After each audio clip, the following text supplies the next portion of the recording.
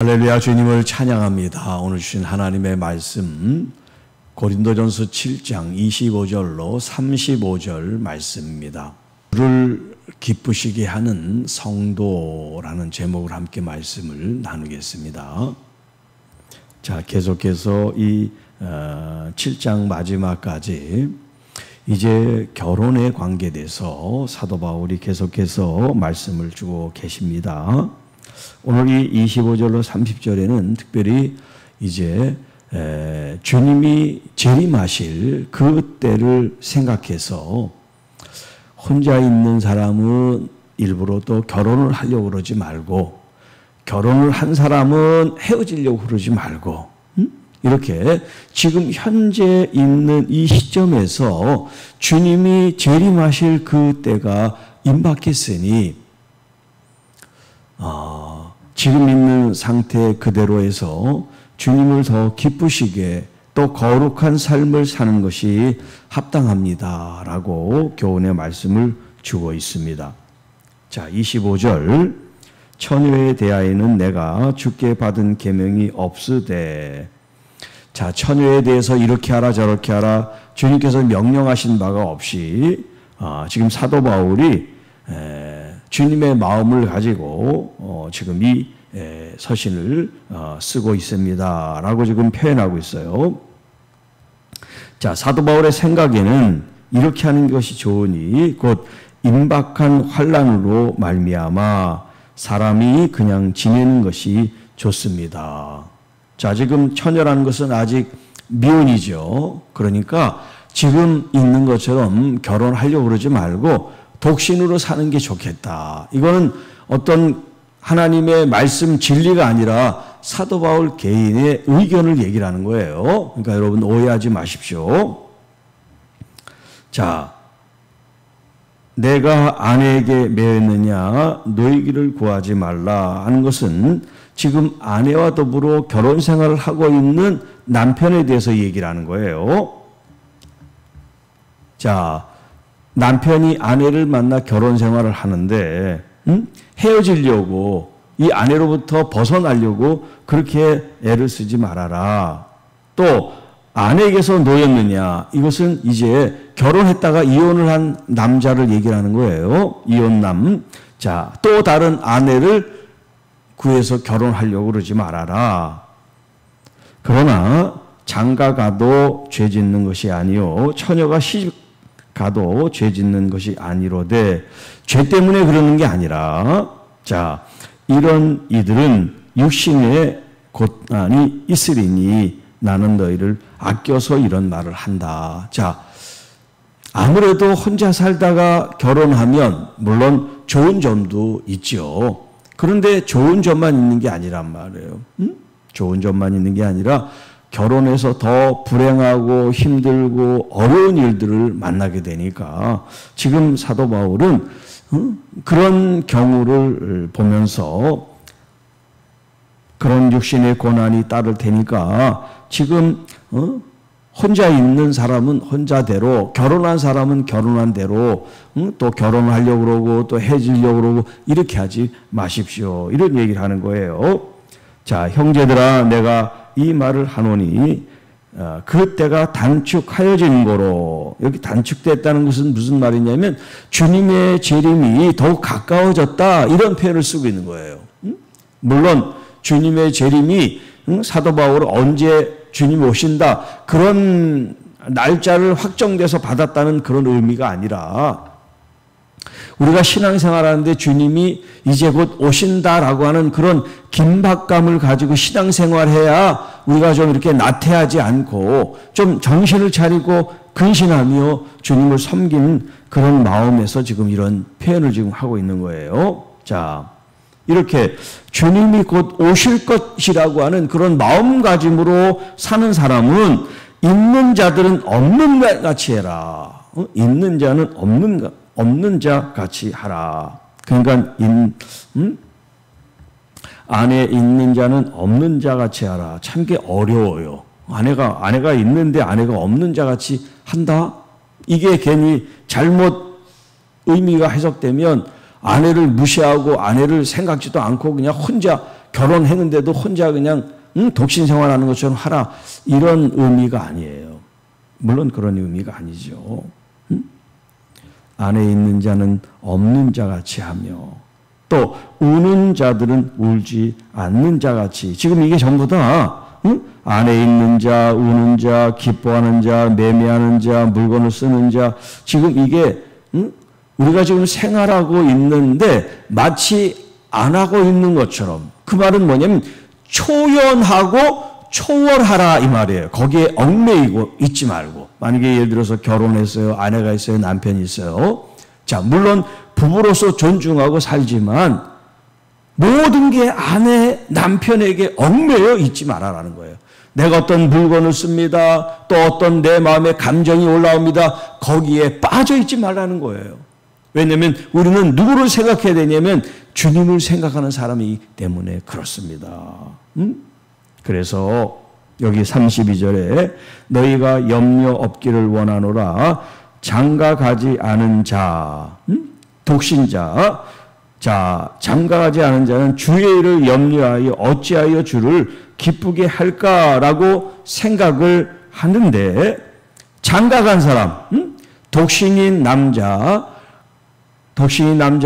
주님을 생각해서 주님께 어떻게 더 헌신하고 어떻게 더 주님을 기쁘시게 할까라고 생각한다면, 결혼한 이 남자는 세상 일의 염려에 묶여서 어찌하여 아내를 기쁘게 할까 생각한다는 거예요. 뭐 아내도 마찬가지죠.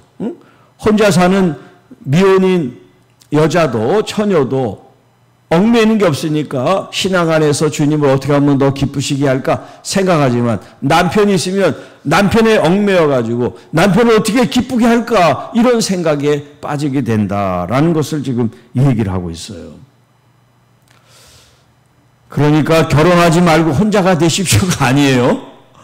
혼자가 됐든 결혼하든 주님을 위해서, 주님을 어떻게 하면 더 기쁘시게 할까 여기에 더 초점을 맞춰야 되는데, 세상 일에 아내를 기쁘게 하고 남편을 기쁘게 하고 내가 뭘 핸드백을 뭐를 사야 되고 뭐를 화장을 해야 되고 하여튼 이렇게 외형적이고 세상적인 것에 내 마음이 빼앗기면 거룩하신 하나님께, 우리 주님께 내가 헌신하고 기쁘게 하는 그런 마음을 잃어버리게 된다. 그런 이야기를 지금 하는 거예요. 자, 34절. 마음이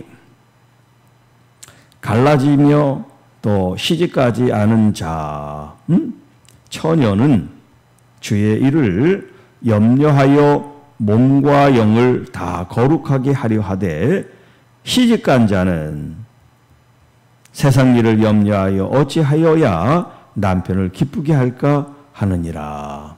좀 전에 얘기했던 것을 지금 다 포함하고 있어요. 독신인 남녀, 또 결혼한 남녀, 누가 됐든지 간에 얽매여 있으면 자꾸 이렇게 세상적으로 혹은 상대에 대해서 더 이렇게 빠지게 되니까 주님께 헌신하고 기쁘시게 하는 그런 마음을 우리는 더 가져야 되겠습니다. 그런 얘기죠. 자, 이렇게 지금 사도 바울이 주님의 명령이 있어서 한 것이 아니라 주님은 거기에 대해서 명령하지 않으셨지만 사도 바울 그가 충성된 종으로 여겨 지금 이 성도들에게 자기의 의견을 피력한다 그랬어요. 자, 이렇게 사도 바울이 자신의 마음을 표현한 것은 지금 이 고린도 교회 성도들에게 올무가 돼서 넘어지고 시험 들고 실족하게 하려고 그러는 것이 아니라 오히려 주 안에서 유익을 얻게 하기 위해서라고 말하고 있어요. 그래서 오직 너희로 하여금 이치에 합당하게 하여 흐트러짐이 없이 주를 섬기게 하려 함이라. 자, 우리가 결혼을 했든 결혼을 하지 않든 우리의 어떤 인생에 있어 주어진 목적, 우리가 살아가는 이유, 그것은 바로 주님을 성실하게 섬기려 함이라. 독신이든 결혼 생활을 하든 누구 때문에 얽매여서 주님을 섬기지 못하는 일이 되면 누구 손해냐면 우리들 자신 손해죠. 주님을 더 열정적으로 더 온전한 마음으로 우리가 주님을 섬기고 주님을 기쁘시게 하는 것. 결혼을 했든 안 했든 결혼의 조건이 그게 아니라 오직 우리 개인들은 주님을 섬기고 사랑하고 주님을 어떻게 하면 영화롭게 하고 주님을 기쁘시게 할까 하는 것이 바로 그리스도인들의 모든 사람들의 목적이 돼야 되고 또 그것이 우리의 참된 가치가 돼야 됩니다. 그렇다고 해서 결혼을 했는데 배우자를 무시하고 오직 주의 일에만 충성을 해라. 그런 말이 아니죠. 주님께서 교회를 사랑한 것처럼 남편은 아내를 사랑하고 또 아내는 남편에 대해서 순종하고 복종하는 그런 마음을 가짐으로 같이 연합하여 주님을 더 영화롭게 섬기는 가정, 부부, 그런 모습이 최고죠. 그런 관점에서 사도 바울이 지금 독신으로 있는 사람들은 그대로 있는 것이 좋고 또 결혼을 했으면 배우자에게 얽매이기보다 우리 주님을 향한 마음을 여러분들이 더 근본적으로 갖는 것이 여러분을 위해서 유익한 일입니다.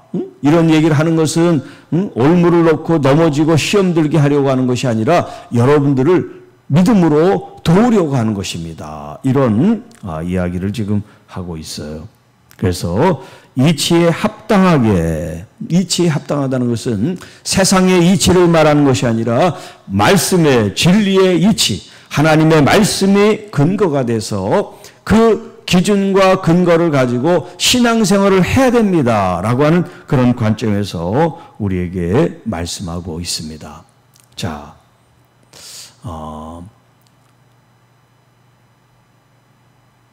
홀로 주님을 섬기든 부부로 주님을 섬기든 세상, 사람, 어떤 물질 이런 것에 얽매이지 않고 그런 것들은 다 주님께서 주신 선물로 여기고 그게 우리 삶의 주가 아니라 그냥 사용하고 함께하는 그런 대상으로 생각하고 우리가 지향하고 목적해야 될 바는 누구냐? 바로 우리 주 예수 그리스도.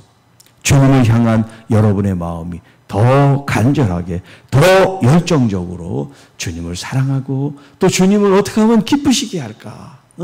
목회자로서 또 장로님으로서 권사님으로서 여러분 한 사람 한 사람으로서 어떻게 하면 다 주님을 기쁘시게 할까? 내가 어떤 모습을 할 때 주님은 더 기쁘시겠지? 이렇게 생각하면서 여러분 주변에 믿지 않는 영혼들을 주께로 전도하시기를 바랍니다.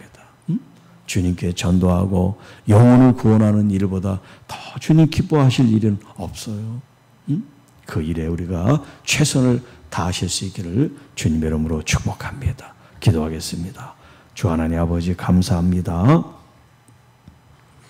오늘 우리에게 주신 이 말씀을 통해서 결혼을 하지 않은 미혼이 됐든 또 결혼을 한 기혼자가 됐든 오직 우리 삶의 목적과 지향점은 우리 주 예수 그리스도의 힘을 다시 고백하며 나아갑니다. 주님을 온전히 사랑함으로 섬기며 주님을 영화롭게 영광 돌리도록 어떡하면 내가 주님을 기쁘시게 할까? 더 마음과 생각을 모아 온전히 헌신하고 순종하는 우리 모든 그리스도인들 주의 자녀들이 되게 하옵소서. 그렇게 순종하는 하나님의 자녀들 가정마다 우리 주님이 주시는 은혜와 은총으로 모든 환난과 염려와 근심을 극복하고 모든 질병과 사고, 사건들을 이기고 우리 주님께 영광 돌리는 하나님의 귀한 자녀들 되게 하옵소서. 이 모든 말씀 우리를 구원해 주신 우리 구주 예수님 이름으로 간절히 기도하옵나이다. 아멘.